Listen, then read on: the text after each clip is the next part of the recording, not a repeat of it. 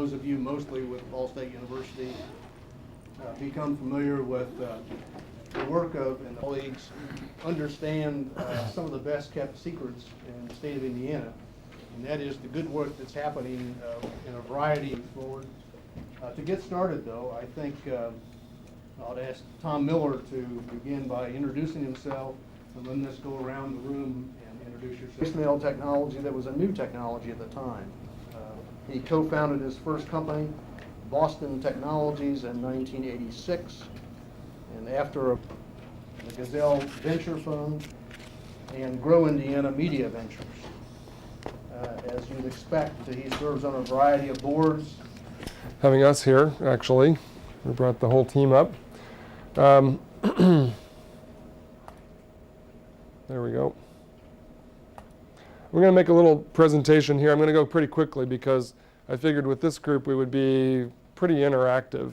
I'd much rather have a discussion, but I wanted to give an overview of what the technology partnership, I got it, yeah, of what the technology partnership is all about. First of all, we had our summit, the Indiana Technology Partnership Summit, on April 18th, and we reformulated ourselves from what was an Indianapolis, Central Indiana-based organization. And we converted into a statewide organization, which has a much broader perspective on what technology is. It's not advanced transportation systems, even nanotechnology, agricultural sciences. So I'll get a little bit further into that, but we are all of 3 months old today as an organization. We're still got a lot we're pulling together. We're in the, let's see. I knew I'd screw that up. How do you go back? Here we go. Why does technology matter? Well, for one thing, we've got a big brain drain problem in this state. Other technology states like Washington, Massachusetts, Texas, California, North Carolina, they have an influx of technology graduates. Indiana has a major exodus of its technology graduates. Percent flee our state when they graduate. That is a huge problem. We have the intellectual capital here. In fact, we are 10th in the country in terms of what we invest with our taxpayer dollars per capita on our higher education institutions, college-educated heads of household. So something's wrong there. We're exporting, we invest in all this intellectual capital. We have world-class, they have the ads running here, like in Indianapolis. They understand that we've got intellectual capital here, and they're trying to rob this state of it. The Indiana average wage is $27,000. Nationally, it's about $29,500. We're about 10% below the national average, and that's probably okay in terms of cost of living and all that. However, double our average state wages. Only 9.3% of Hoosiers are in jobs requiring a bachelor's degree. That's pretty low. Just another fact to point to the fact that technology matters to all companies, not just technology companies. 5% of corporate capital spending was spent on technology in 1970, but today it's 50%. Think about, well, look around you here. That's where all the dollars are going. It's pretty amazing. Technology matters to all businesses.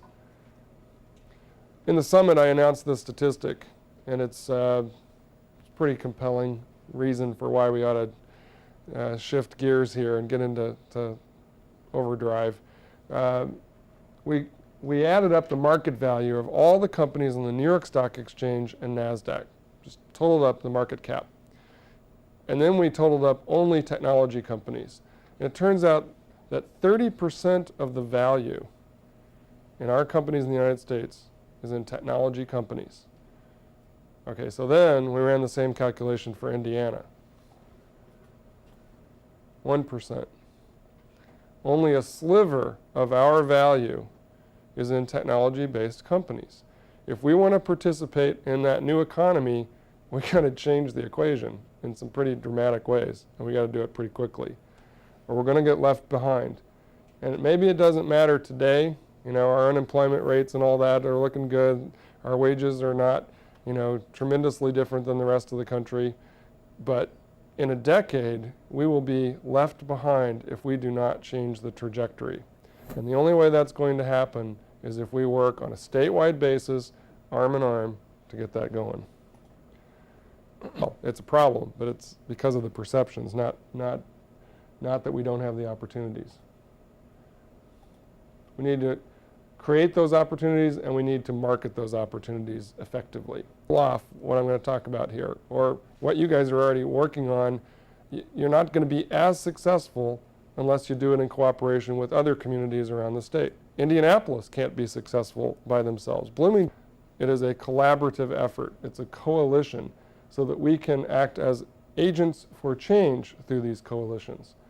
We want to create visibility for what exists in this state. I've been surprised as I've been getting out into the communities at how much technology there really is here. And first, we're collecting the information. That's part of the reason we're here, is to learn what are the best kept secrets here in Indiana, based here in Muncie. How do we articulate that to the rest of the state and have the state understand how it can use the resources that are right here in Muncie? And I want those in Muncie to understand what's in Evansville or South Bend or Indianapolis or Richmond. Civic leaders, academic leaders, all have to be involved in order to make this equation successful. We're creating the visibility through our media strategies. The statewide network obviously is critical to that. And we also have the summit every year. We're formulating a calendar of events for the year, allocated by our state legislature over a 2-year period. It was allocated about 18 months ago. I sit on the board of that fund. We've allocated about 2/3 of it. And now it's time to go into the next session and argue that we should have more on a going forward basis. Instead of $25 million a year for 2 years, perhaps it's another area of focus is to reverse that brain drain and turn it into a brain gain. And Tom, you have the 3 R's that you always talk about: regain, retrain, and retain. I know Donna is working on a number of initiatives to help with that through INETA. And what's involved here is retaining that intellectual capital or bringing it back here. So in terms of retaining it, we want to make sure that when it's time for somebody to graduate, they got a reason to stay put here. So some of that is to create some stickiness to the businesses that exist in this state, to create internship programs and market them effectively to the students so that they get clued into what this company is about and they get some loyalty to that company. So they want to stay here instead of fleeing to either coast or somewhere else. Or even Chicago. Donna, you pointed out in the last session that a lot of our problems aren't really the coast, it's Michigan, it's Chicago, it's Ohio companies. These are ideas, these are not things that we're actually marching forth with yet, but we're planning to get some things off the ground. Donna, you've got some things happening right now with the Back Home Again in Indiana campaign, where you go out and you data mine the alumni lists and find out where did people go.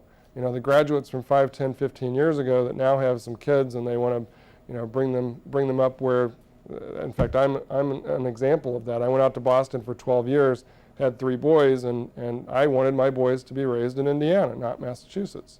So we're finding that that's not specific to me. It's much broader that people want to do that. Actually, And this is preaching to the choir here, because that means having direct flights, nonstop flights to Silicon Valley, to Boston, to Research Triangle, to Austin, Texas. We don't have that right now. It's a bear to get to and from. Everybody in this room knows it. Part of the problem has to do with daylight savings time. We don't live by the rules that everybody else in the country lives by.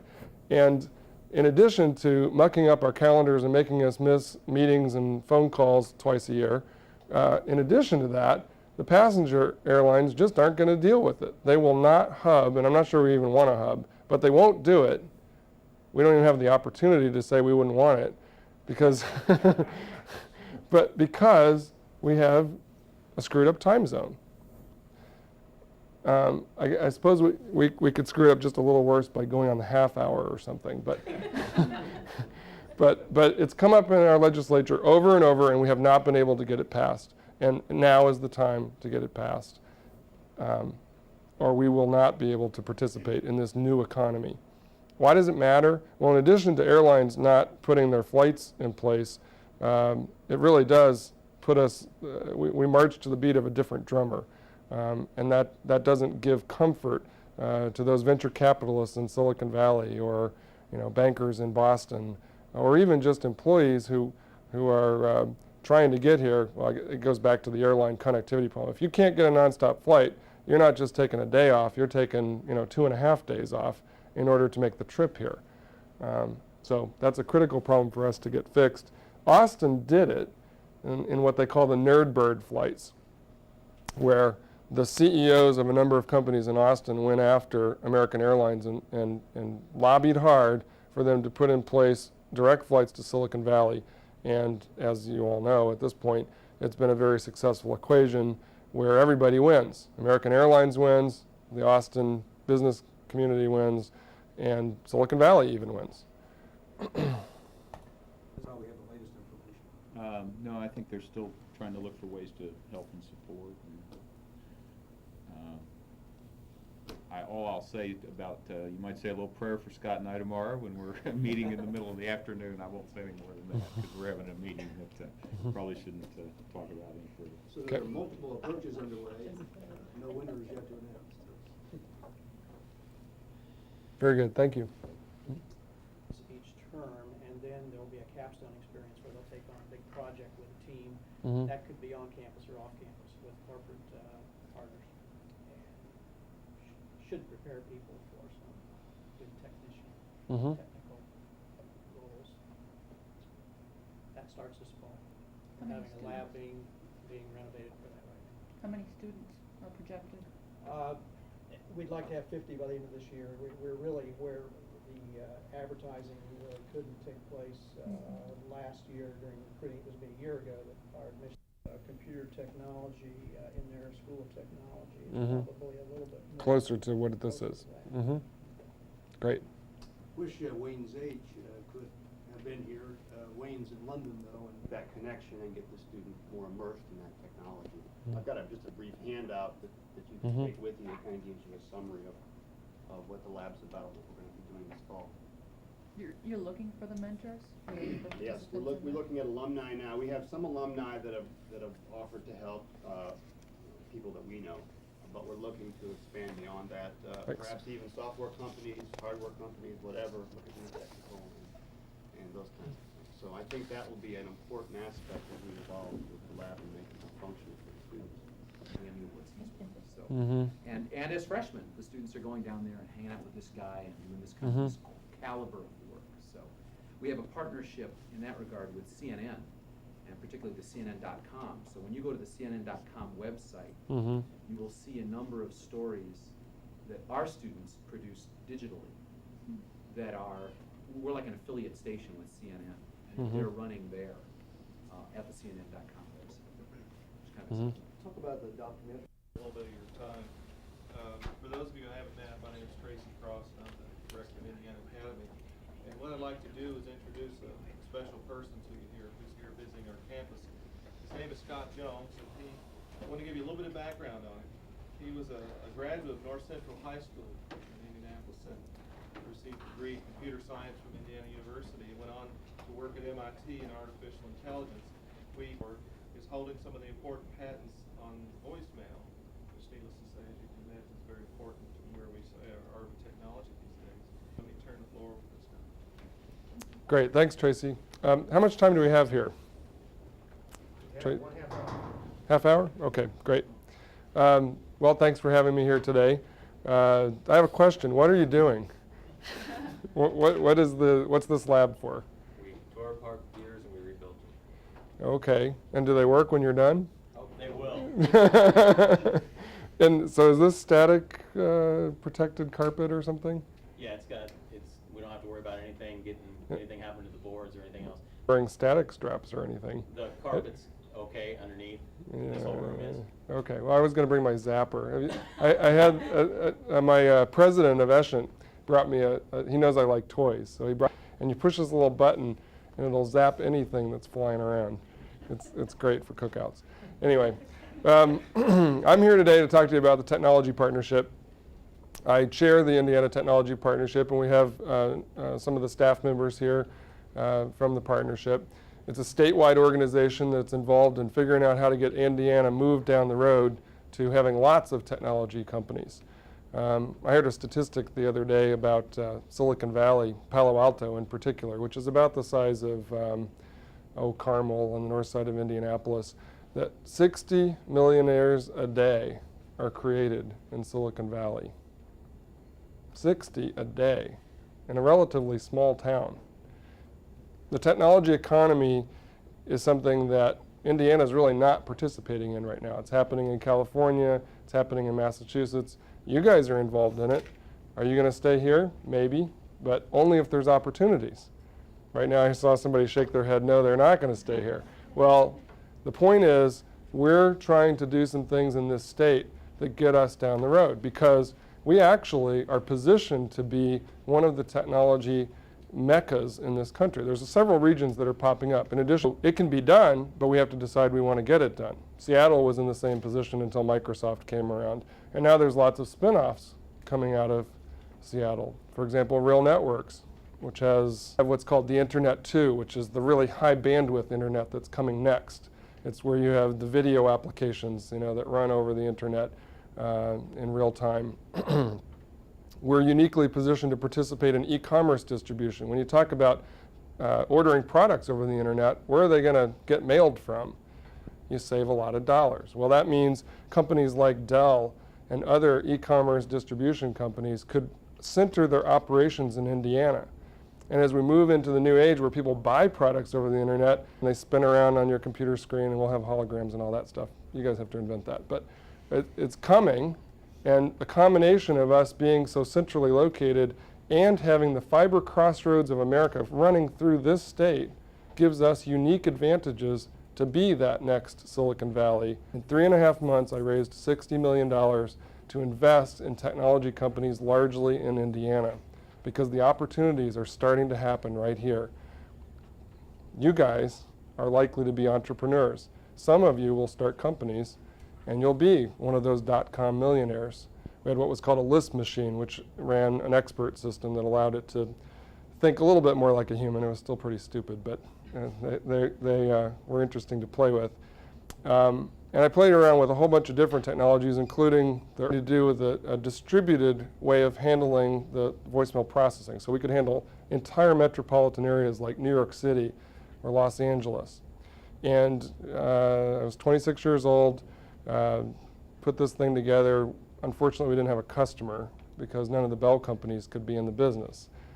But then, after about 1.5 years, Judge Green came out and said, okay, bell companies, you can be in the business of voicemail and electronic mail, in addition to offering phone service. Those kinds of stories here in Indiana, and I'll bet there's people in this room who will be part of that. Any questions about the Indiana Technology Partnership or my background? I'll start asking you questions if you don't ask me, so. Sure. What'd you program in?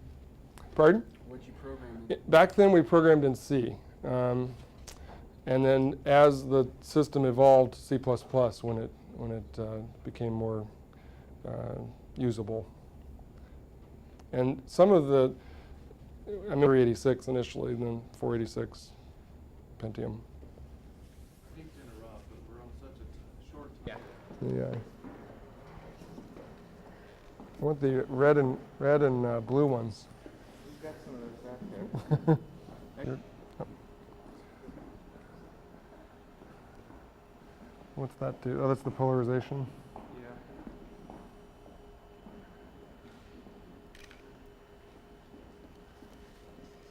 So you're feeding each of these with a VGA stream? We have a Are you a composite? Matrox dual head video card Oh, okay. we're using. Mm-hmm. So it's got 2 outputs.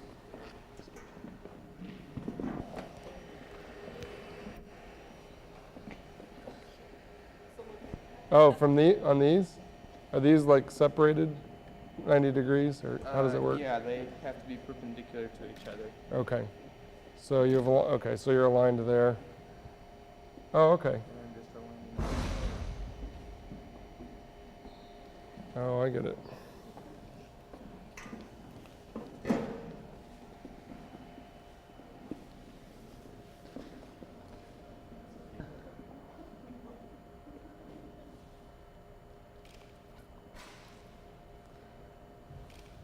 Regular PCI video card that's running this. It's pretty much just a normal computer. The only really special thing you need is a extra video display. You wouldn't even really need the monitor.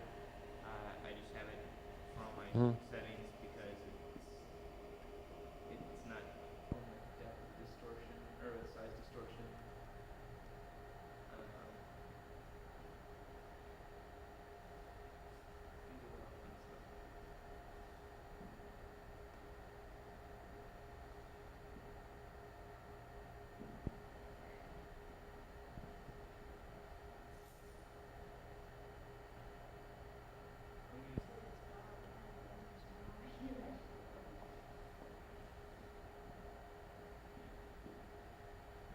Like this way? Process. Track support rendering? The Matrix card has a lot of Libraries that you're working from, like VB or C++ plus libraries? This is just, what do you mean by libraries? Well, the libraries that would do the rendering for you, because No. the Matrix card should support it directly, so that you could actually put surfaces on that spaceship, Yeah. and the card would support that. I think it does support some OpenGL. I think it has a lot of hardware support for OpenGL. I don't know how to use it yet though. I tried using OpenGL and there are a few things I have yet to figure out about it. How long did it take you to do this program? Well, I started with, I remember when I started several years ago. I started when I got a hold of Visual Basic, I made a Visual Basic version of it, and this past spring, when I got into research class,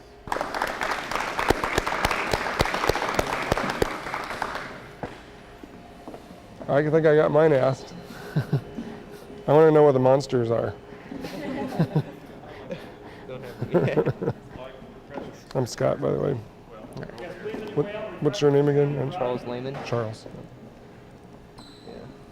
Well, good luck with the line drawing stage and the rendering. Working right. It looks like you're really close, though. So Yeah. good luck with it. Right now, this is all software done. I've got a book about this thick on 3D graphics that I got a couple years ago, and I just put the formulas in from there. The software, I did all the software, made all the images.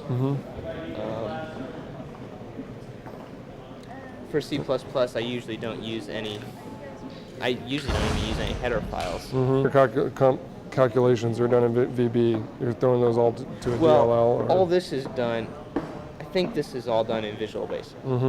I have used C++ DLLs before, and it really speeds things up. Right, sure. I wrote an encryption program. It's really amazing. You have a Visual Basic version, and then you have C++. Right.